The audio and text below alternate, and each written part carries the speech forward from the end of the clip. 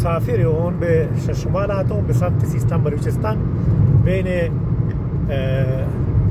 زاهدان و بین خاش. متاسفانه گندین یک ماشین بی دلیل شمی گزال کشان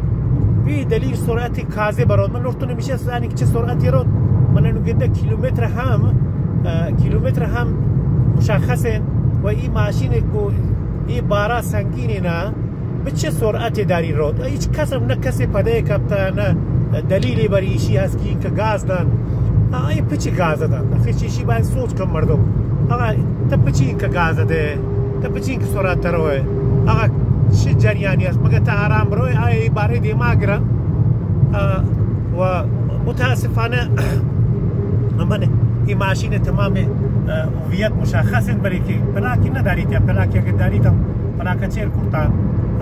شیشی باید سوچ بید آقا تا پچی به سرعت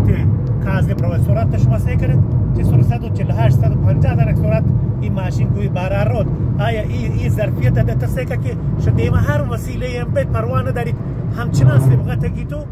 رود هیچ سرعت من هر چی که من فقط به خاطر ایشی من دارید ترون دارین که آقا این کوی وضعیت کوی بارا سنگینی را این پیچانی خرا اصلا سرعت کم منکندم چنان داری با سرعت کازه برود و امیدوارم که مسئولین شهر و بزرگان شهر و سرداران محترم این موضوع پیگیری کنن و بشن اشتری سنگین دن شما پچه گوتی جانا و گودگرانی جانا گوازی کسی که اصلا ماشین پیچانی طرح تعادل ندارید من مرتب پشتر اون همچنان دارین کاین. امیدوارم که نصیحتی بید